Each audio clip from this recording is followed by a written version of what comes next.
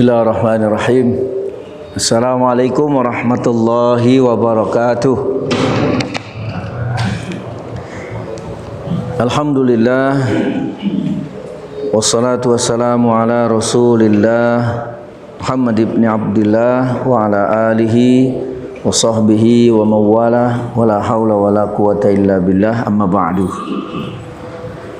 Jamaah sekalian rahimani wa rahimakumullah, Muslim yang baik tentu dia tahu tujuan penciptaan,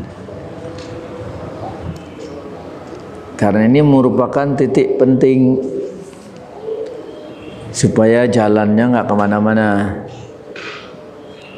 Kalaupun ada deviasi atau penyimpangan itu 0, sekian lah, karena sejak awal dia tahu.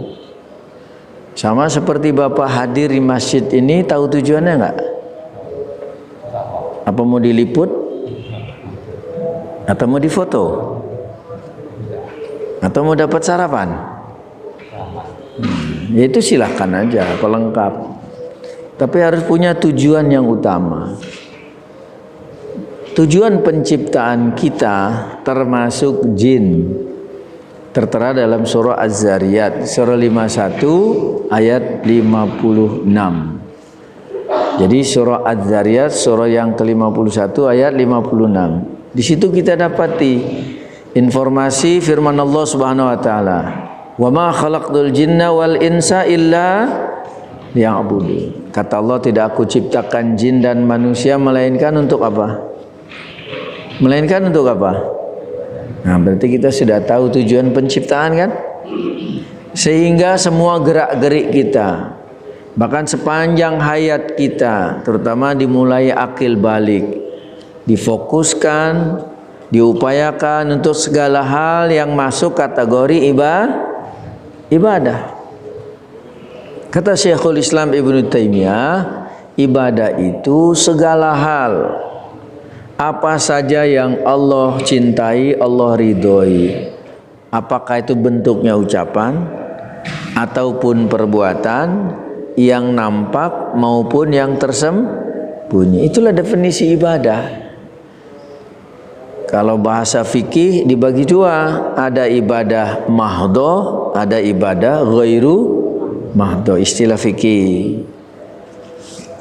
Nah, kita hadir di masjid ini habis sholat subuh berjamaah, ibadah. Hadir di majelis ilmu, ibadah. Berdoa, ibadah. Jadi kalau tahu tujuan penciptaan seperti itu, supaya nggak sia-sia, sedetik pun nggak terlewatkan kan? Benar? Karena jangan sampai ini lengah, apalagi lalai. Aduh, hidup di dunia ini terbatas. Terbatas. Ada limitnya enggak? Ada limitnya enggak? Iya. Jadi kematian itu enggak melulu harus positif, enggak harus. Yang negatif juga belum tentu. Benar? Tapi wajib berupaya. Ikuti aturan, ikuti ketentuan. Karena semua punya tujuan. Apalagi ini menyangkut maslahat bersama, nggak boleh egois, nggak boleh egois. Maskermu menyelamatkan aku, maskerku menyelamatkan kamu. Ingat pesan ibu berapa M? 3M. Mencuci tangan, memakai masker, menjaga jarak. Tapi lupa ingat pesan bapak 3T. Banyakan mana 3M sama 3T? T triliun Pak, M miliar. Ini maksudnya 3T itu testing, tracing, treatment. Jadi hendaknya kita untuk memastikan membuat orang lain nyaman, sekali-kali lah ikut tes. Kemudian ikut pelacakan di mana. Kemudian pengobatan, treatment. Gitu ya. Semua itu punya tujuan. Baik, jadi jamaah sekalian rahimani wa rahimakumullah. Karena hidup ini terbatas. Apalagi yang namanya nikmat waktu bergulir begitu cepatnya, benar? Insya Allah 2 bulan lagi Ramadan. Ini sudah 14 Februari. Menurut salah satu ormas kita itu sudah ditetapkan 13 April ya. Udah update belum? Update Pak ya? Ya, 13 April kan? Berarti 2 bulan nggak itu? Kurang lebih 2 bulan lagi, insya Allah ketemu. Dan kalau ketemu, insya Allah mudah-mudahan inilah Ramadan dalam kondisi pandemi yang kedua kita lewati. Benar? Kan kemarin udah kan? Ramadan dalam keadaan pandemi udah 2020, sekarang 2021. Puasa Ramadan ibadah bukan? Ibadah. Nah, supaya kita sampai pada tujuan, tahu sejak awal tujuan puasa Ramadan apa sih? Surah Al-Baqarah yang sering dibaca ayat 183. Surah Al-Baqarah ayat 183. Ya ayyuhalladzina amanu kutiba alaikumusyamu kama kutiba alal ladzina min qablikum la'allakum tattaqun. Itu ujungnya. Wahai orang-orang beriman, telah diwajibkan ya atas kamu untuk menunaikan ibadah puasa di bulan Ramadan sebagaimana diwajibkan juga orang-orang sebelum kamu. Untuk apa itu? Tujuannya la'allakum tattaqun. Kalau lihat dalil Al-Quran, tujuan jelas agar kamu bertakwa. Tapi kalau dengar info yang beredar liar, nah itu disampaikan sumu tasihu, puasalah kamu niscaya sehat. Itu bukan tujuan syar'i, itu tujuan medis. Itu hanya dampak. Karena nggak selamanya orang puasa pasti sehat, benar? Benar nggak? Di antara cara mendapatkan kesehatan ya puasa, betul. Tapi puasa Ramadan tujuannya bertakwa. Baik, nah kemudian menurut Imam Ibnu Qayyim kan ada 4 tahapan perjalanan kehidupan ini. Satu alam dunia, ya sebelumnya alam rahim, benar? Belum ada tanggung jawab dalam perut kandungan ibu kita masing-masing. Masuklah alam kedua ini alam dunia. Berapa lama? Berapa lama? Ini kayaknya paket hemat semua nih, paket combo ini. Rata-rata 60 sampai 70 tahun. Jangan deg-degan, Pak. Yang muda juga jangan sombong. Yang jelas ada batasnya nggak itu? Begitu ajal tiba pindah alam yang ketiga, alam kubur, disebut juga alam barzah. Nah, ini perlu ditambah informasi mengenai alam kubur. Karena sebagian masih sampai saat ini itu dalam bayangan yang namanya alam kubur, orang yang mati dipendam dalam tanah. Benar? Bagaimana dengan korban pesawat SJ182 itu? Dicari sama petugas tim tuh KNKT. Apa utuh ketemu jasadnya? Kalaupun juga dikubur apa semuanya? Atau pesawat yang sebelumnya jatuh di Karawang, hampir satu pun seingat saya nggak ada yang didapati korban. Sudah ada di mana mereka? Sudah ada di mana mereka? Alam kubur, meskipun jasadnya tidak. Paham? Jadi alam kubur itu alam setelah alam dunia. Jadi kalau mati masuk ke mana? Alam kubur, alam gaib. Dalam sebuah hadis dapat penjelasan itu tentang alam kubur. Al-qabru awwalu manzilin min manazilil akhirah wa akhiru manzilin min manazilid dunya. Alam kubur itu adalah pos pertama dari beberapa pos yang ada di alam akhirat. Kan ada sirat, ada mizan, ada hisab, benar? Alam akhirat kan? Jadi pos pertamanya apa? Kubur. Sementara kubur itu pos terakhir dari alam dunia. Makanya bohong kalau ada orang mati balik lagi hidup lagi, bohong. Nggak ada, benar? Nggak ada, itu khayalan. Kalau juga benar ada, orang itu memang belum mati, udah dikubur gitu loh.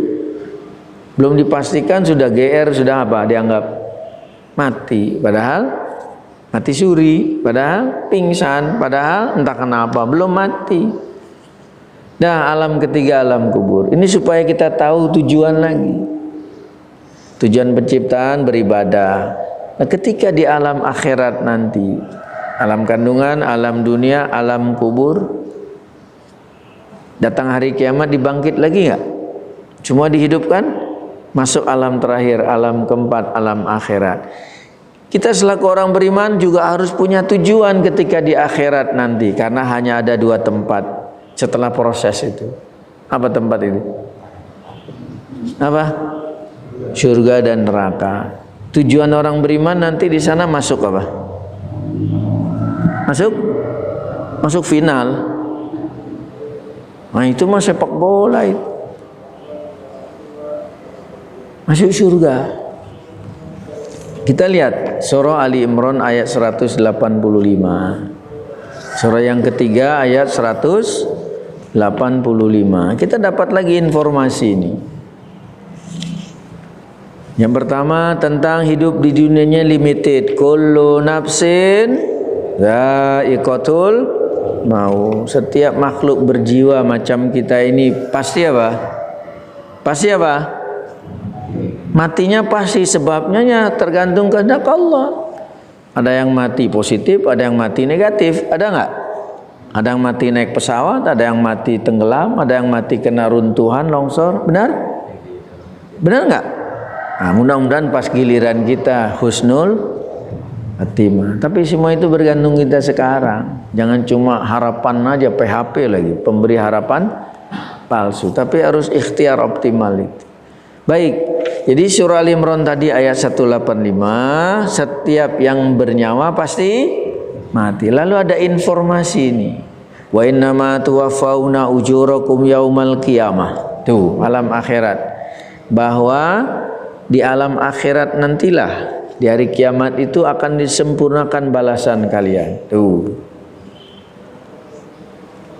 Betul, ada kalanya waktu di dunia ini sebagian sudah dipenuhi, dibalas, diganjar tuh kebaikan yang kita lakukan. Termasuk orang yang maksiat kan. Makanya adanya musibah bisa 2 kemungkinannya. Musibah macam-macam itu. Sudah pandemi, apalagi banjir, terus longsor, gunung meletus, apalagi? Hah? Asuransi. Itu musibah juga, Pak. Jiwasraya, Bumi Putra, Asabri. Musibah bukan? Musibah bukan? Musibah bagi orang beriman itu peringatan. Kalau dia sabar, sarana penggugur dosa. Tapi musibah bagi orang yang maksiat, durhaka itu azab. Benar? Makanya kita tidak boleh tanpa dalil memponis. Tuh rasain tuh diazab. Belum tentu, karena kita bukan panitia azab. Faham? Tapi bagi orang beriman, ambil nilai positif. Peringatan nggak buat kita? Peringatan nggak buat kita? Syukur masih dikasih peringatan. Coba nggak pakai peringatan, langsung dead. Mau nggak? Mau nggak? Kematian yang dialami orang lain aja peringatan bagi kita yang hidup, bukan? Karena kita semua akan seperti dia. Makanya ingat nggak kalau diantara adab ziarah kubur ada nggak salamnya itu? Assalamualaikum dara qaumin mu'minin wa inna insyaallah bikum lahikun. Ada redaksi lain ya. Nah, salam sejahtera bagi kalian. Ya, wahai orang-orang yang beriman itu di alam kubur itu, dan insya Allah kami akan menyusul kalian. Benar? Benar nggak? Kita ini kloter berikut. Cuma beda nomor urut. Matinya pasti enggak? Matinya pasti enggak? Nah, maka dari itu penyempurnaan balasan itu kapan? Kapan? Di akhirat. Maka waktu di dunia tetaplah bersabar. Bila mana ada orang dizolimi, haknya dirampas, sudah bela, bahkan secara hukum masih kalah juga, sabar enggak? Kapan nanti dibalas? Kapan nanti dibalas? Di akhirat. May ya'mal misqala dzarratin khairan yarah wa may ya'mal misqala dzarratin syarran yarah. Surah Az-Zalzalah ayat terakhir. Kebaikan dan keburukan sekecil apapun dibalas enggak? Dibalas enggak? Makanya jangan pada sombong itu. Yang merasa punya begini, punya begitu, ini semena-mena. Ku tunggu kau, kejarlah daku, kau nanti akan ku tangkap. Setuju? Orang beriman kan itu jadi enjoy. Apalagi kondisi pandemi, banyak musibah. Kalau nggak cerdas mengelola emosi mental itu banyak stres, Bapak. Seperti orang akademis tuh. Karena banyak orang kalau nggak punya bekal itu cepat jadi S3, Pak. Kalau akademis kan gelar ya, S3 ya. Tapi ini bukan gelar. Apa S-nya 31? Stres. Nggak bisa dikelola, naik, stroke. Nggak tahan, akhirnya stop. Di Jepang gara-gara pandemi banyak yang bunuh diri. Dan kalangan wanita lagi. Baca itu. Alhamdulillah kita orang beriman. Benar ya? Kata Imam Ibnu Qayyim, ini kan resep bahagia nih. Syukur ketika dapat nikmat, sabar ketika diuji, segera bertobat ketika berbuat dosa. Enjoy nggak? Maka orang beriman lihat, tenang nggak? Walaupun Ramadan tinggal 2 bulan, nggak tahu dapat THR apa enggak, bener ya? Bener nggak? Enjoy aja, tenang. Kalau nggak stres lo, gimana nggak stres? Ada yang ketangkep basah di mobil sama selingkuhannya, benar? Sampai mobilnya dihadang, dijalanin lagi, nah itu stres. Syukur nggak kelindes itu? Sudah minta maaf Pak, selesai. Cepet ya. Cepat kalau kasus orang-orang tertentu, tapi kalau kasus kita, jamaah sekalian rahimani wa rahimakumullah. Jadi di akhirat nanti kita harus punya tujuan. Lanjutan yang tadi surah Al-Imran ayat 185. Faman zuhziha 'anil nari wa udkhilal jannata faqad faz. Kan nanti hanya ada 2 tempat ya. Apa tadi? Di akhirat nanti. Surga dan neraka kan? Lihat ayat ini. Maka barang siapa yang dihindari dari neraka dan dimasukkan dalam surga, itulah orang yang beruntung, pemenang itu. Mau nggak jadi pemenang sejati? Apa tadi? Masuk surga, itu punya tujuan dong kita. Bapak datang ke masjid, sholat berjamaah, ikuti pengajian, tujuannya nanti masuk mana? Itu dong. Melangkah saja dapat pengguguran dosa. Benar? Sholat berjamaah saja levelnya berapa derajat?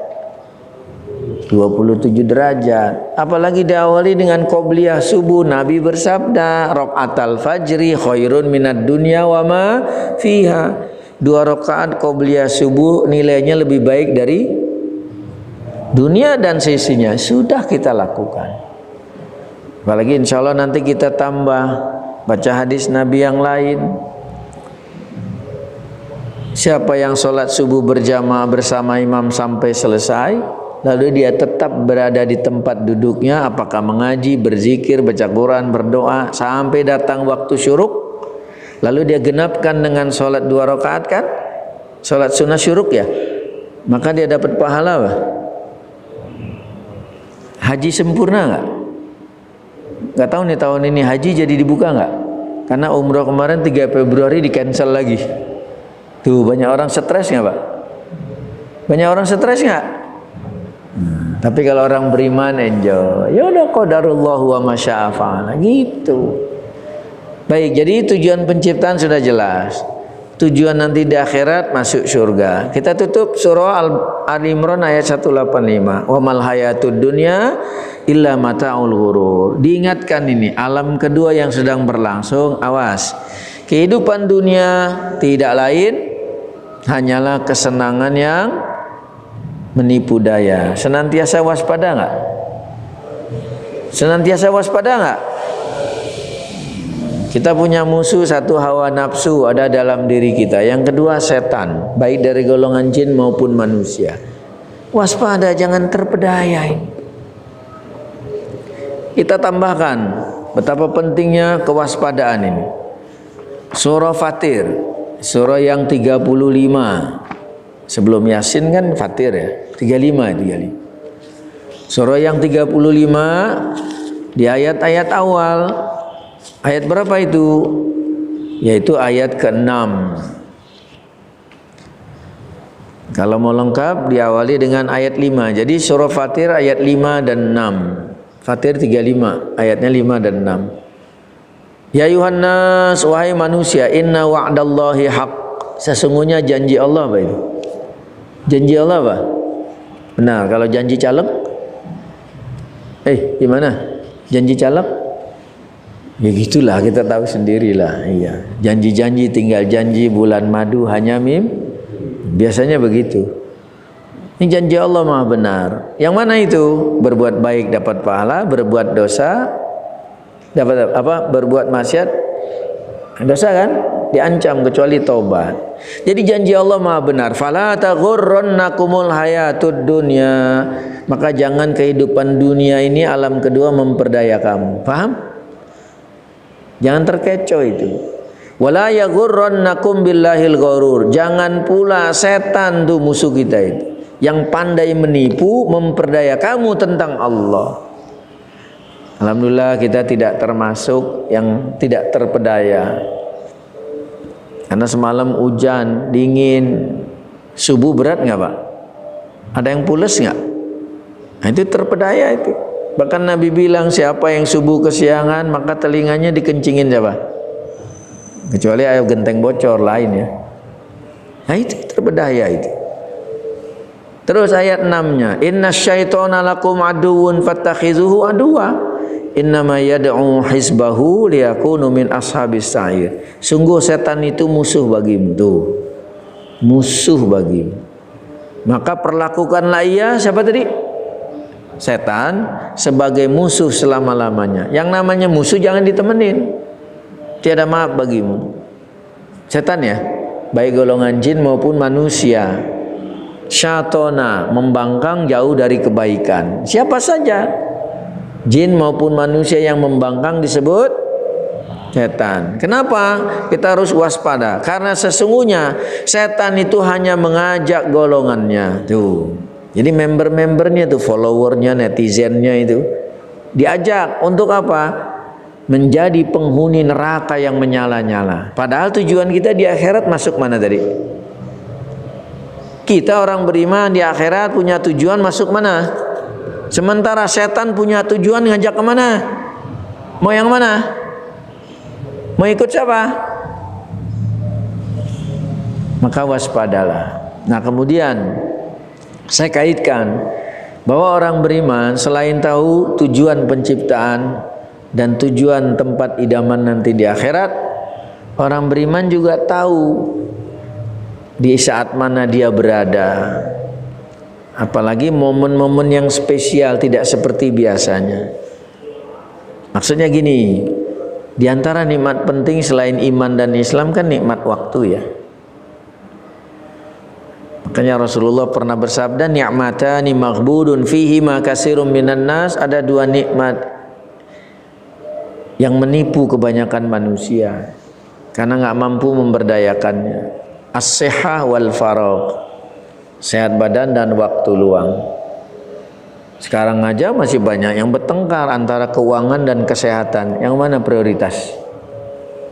Yang mana? Keuangan atau kesehatan? Karena kalau nggak cermat jadi kesetanan nih. Harus serahkan aja pada ahlinya. Nah, jadi waktu orang beriman itu tahu di mana dia berada. Tidak ingatkah kita saat ini kita berada di salah satu bulan haram? Bulan apa? Tuh. Orang beriman pasti tahu. Bulan dalam setahun jumlahnya 12.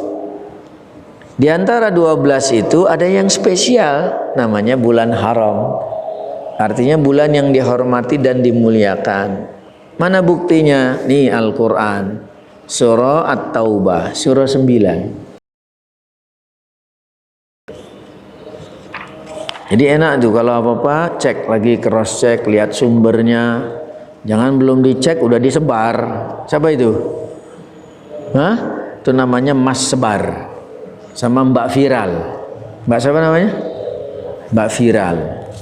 Belum apa-apa udah sarser, ternyata hoax. Bener ya? Waspadalah ini. Makanya lihat nih pedoman Bapak Ibu di rumah Al-Quran itu dibaca, jangan dipajang. Karena ada yang bagus, bening, plastiknya aja belum dibuka ini. Bahkan di beberapa masjid tuh bangga tuh banyak yang wakaf Quran. Makanya sekarang wakaf tunai Pak yang digalakkan itu. Karena Al-Quran itu cuma pajangan. Tapi kapan-kapan ada yang mewakafkan, Bapak bantu.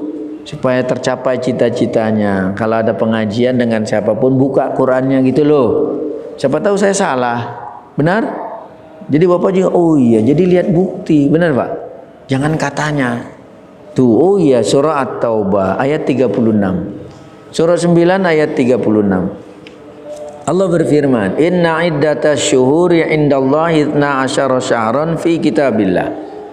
Kita dapat informasi yang namanya waktu setahun ada 12 bulan di sini. Artinya sesungguhnya jumlah bulan menurut Allah ada berapa? 12 tuh. Jangan lihat kalender, lihat mana? Ini Al-Quran, firman Allah. Sesungguhnya jumlah bulan menurut Allah 12. Sebagaimana dalam ketetapan Allah pada waktu Dia menciptakan langit dan bumi. Jadi sesuai kehendak Allah sudah dari sononya itu. Yang namanya putaran waktu setahun 12. Bukti penguat lihat saja, mau kalender apapun sama. Kalender nasional 12, Hijriah 12, yang kemarin libur Jumat Imlek 12. Cia gue, sa gue, ji gue, apal nggak? Apalnya kue keranjang doang. Sama 12. Kalender Jawa tahun Saka 12, benar? 12.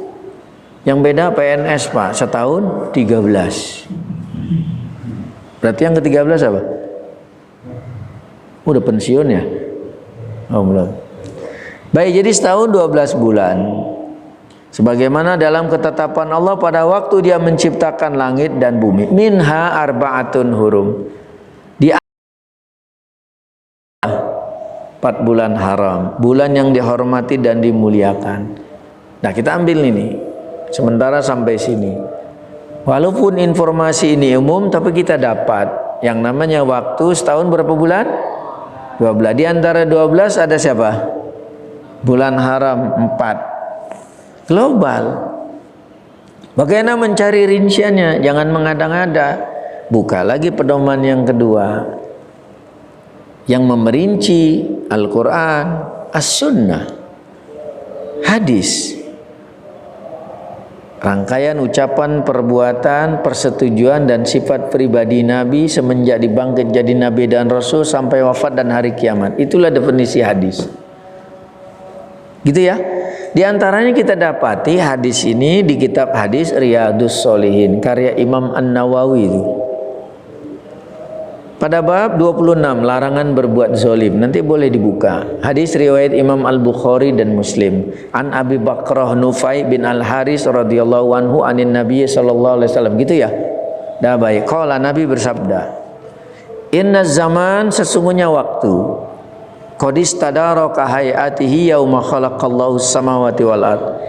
Jadi yang namanya waktu terus berputar enggak? Silih berganti enggak?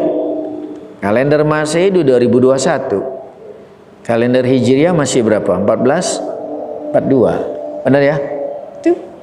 Sama di saat mana Allah menciptakan langit dan bumi. As-sanatu kata Rasulullah, 1 tahun itu itsna asyara syahran. Isinya berapa bulan? Sama kan dengan surat Taubah?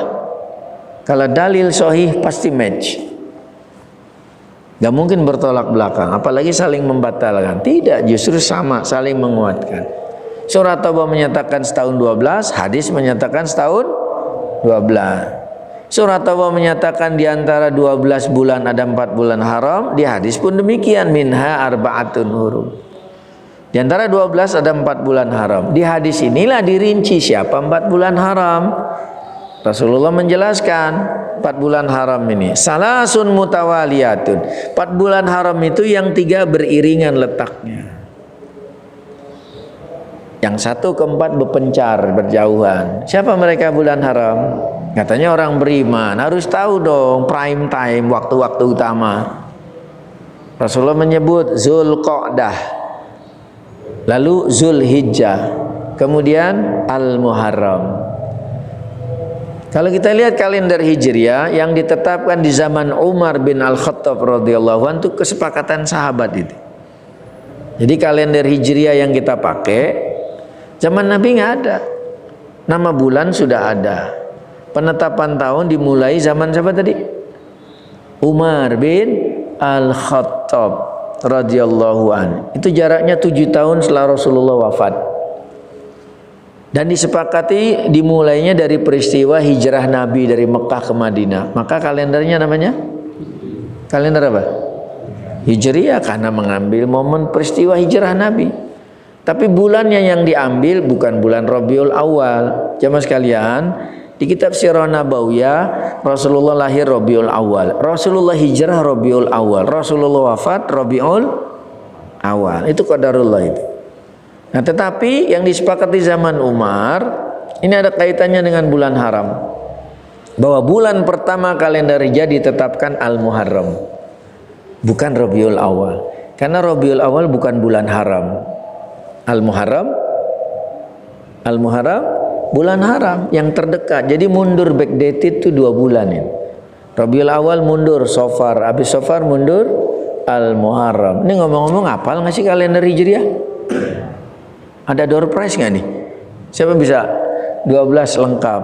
Al-Muharram, Safar, Rabiul Awal, Rabiul Tsani, Jumadil Ula, Jumadil Tsaniyah. Sekarang bulan apa? Rajab. Habis Rajab Sya'ban.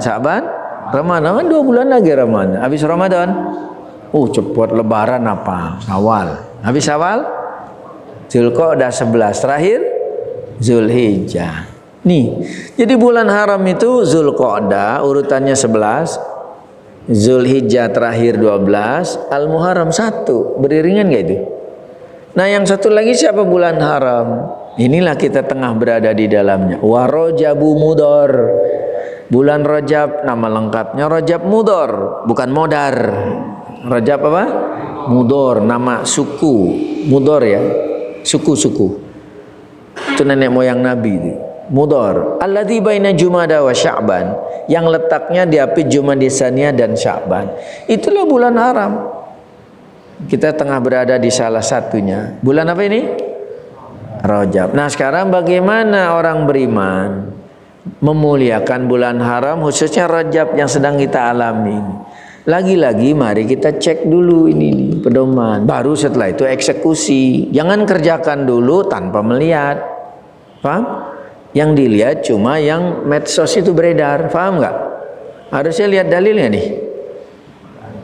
Nah, kita lihat bukti adanya pemuliaan bulan haram. Baik, surah Al-Baqarah ayat 217 tentang bulan haram ini. Surah apa tadi? Al-Baqarah. Al-Baqarah surah keberapa itu? Urutan 2. Arti Al-Baqarah? Sapi bitnya. Emang nih surahnya peternakan sapi apa? Apa kaitannya? Karena di ayat 67 itu di zaman Bani Israel ada pembunuhan. Nabi Musa berdoa pada Allah, turun perintah suruh nyembelih nggak sapi betina. Itu makanya namanya jadi Al-Baqarah. Dah ayat 217. Nah, di sini dapat info nih di awalnya ini. Surah Al-Baqarah ayat 217. Allah berfirman, yas'alunaka 'anis syahril harami qitalin fihi. Qul qitalun fihi kabir. Artinya, mereka bertanya kepadamu ya Muhammad. Jadi maksudnya Allah menjelaskan, wahai Muhammad, kalau ada orang tanya kepada kamu tentang apa? Berperang kapan? Di bulan haram yang mana tadi? Bulan haram ada berapa tadi? 4. Jadi kalau ada orang tanya kepadamu ya Muhammad tentang berperang di bulan haram, entah di bulan Zulqa'dah atau bulan Zulhijjah atau bulan Al-Muharram atau di bulan Rajab, jawab bahwa berperang dalam bulan-bulan itu dosa besar. Itulah bukti pemuliaan. Jadi sementara waktu di bulan haram yang 4 ini bulan gencatan senjata, tidak boleh berperang kecuali kondisi lain. Pihak lawan menyerang duluan, wajib bela diri nggak? Wajib bela diri nggak?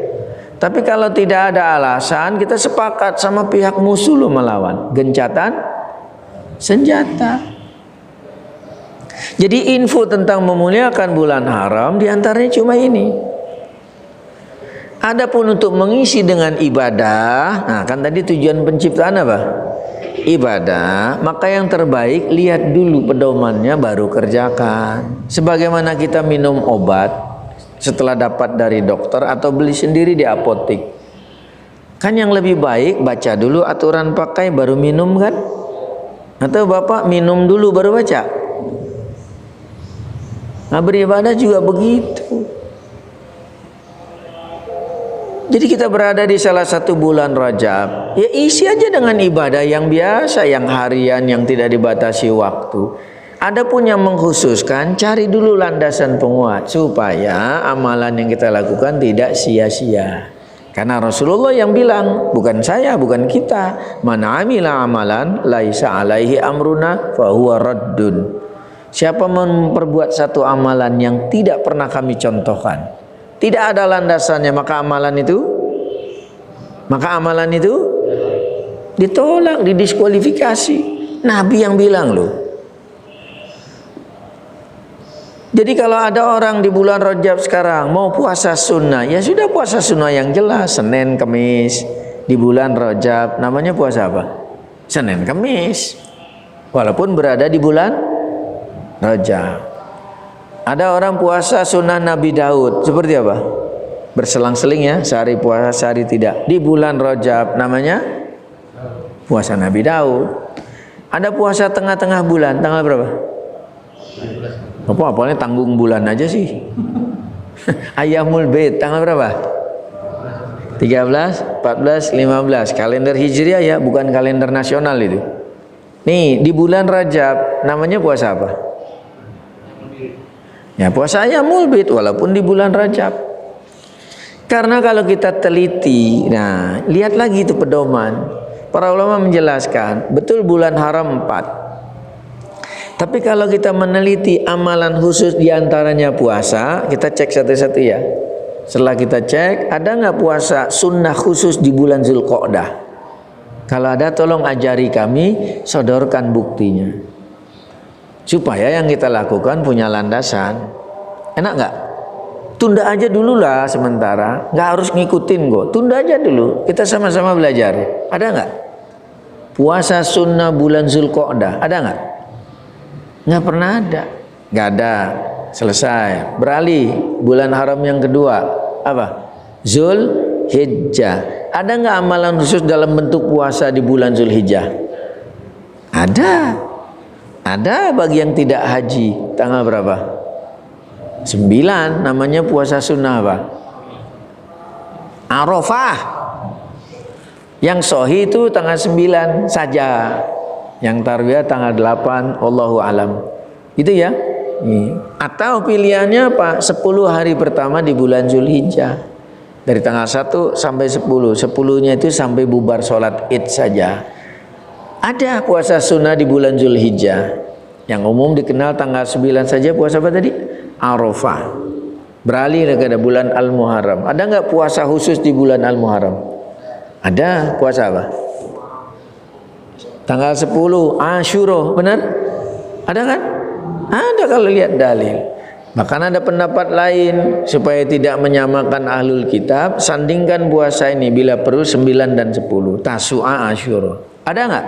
Ada. Nah sekarang terakhir, ada nggak puasa khusus di bulan Rajab?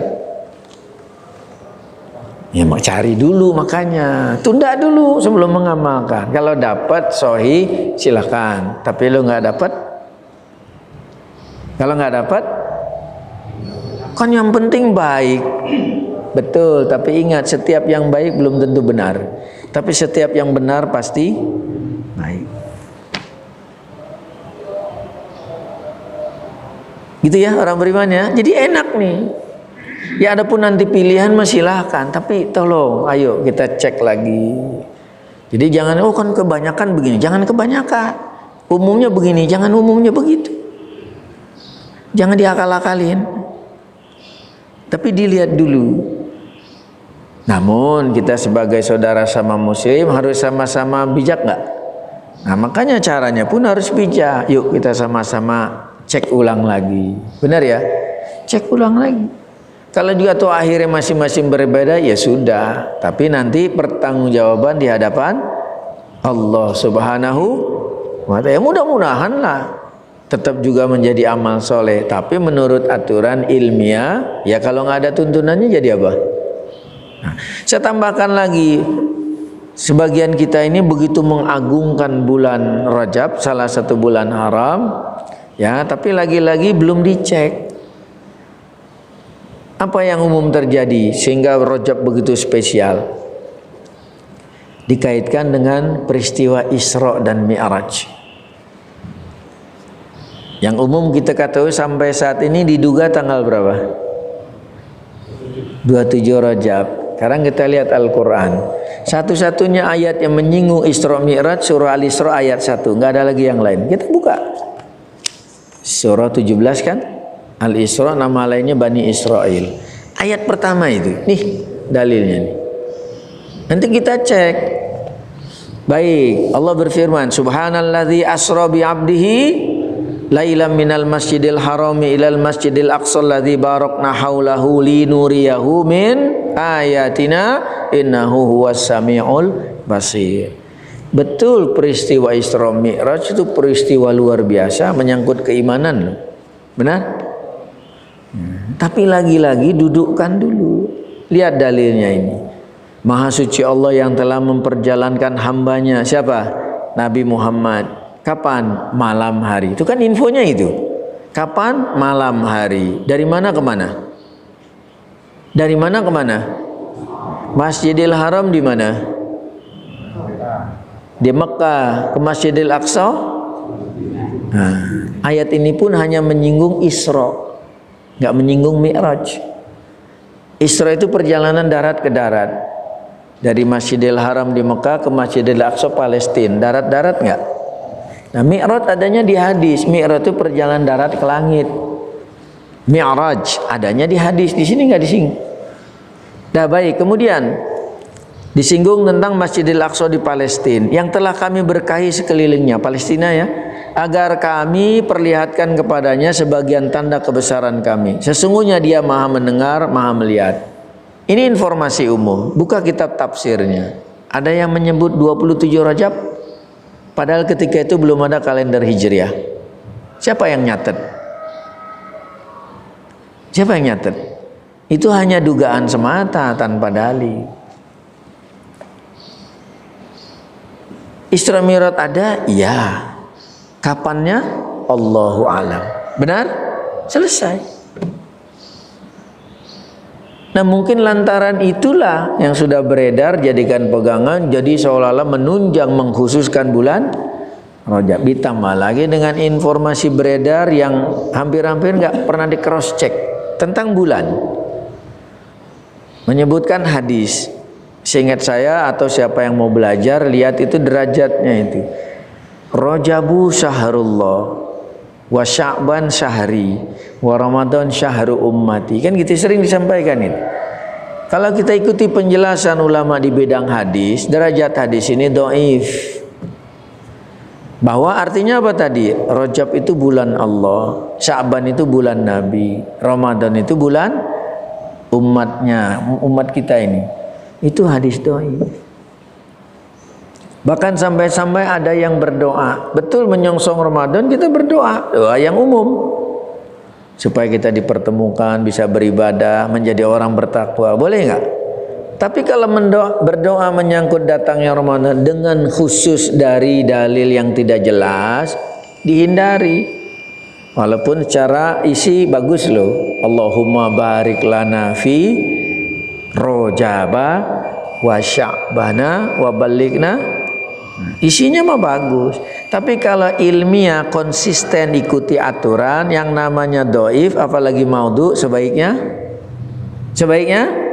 tinggal berdoa aja. Bahasa sendiri boleh nggak?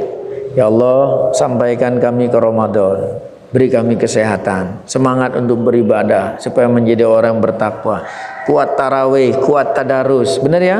Sering sahur. Tapi nggak tahu nih Ramadan kali ini ada tarawih nggak? Ada, tapi ikutin protokol ya. Ikuti nggak?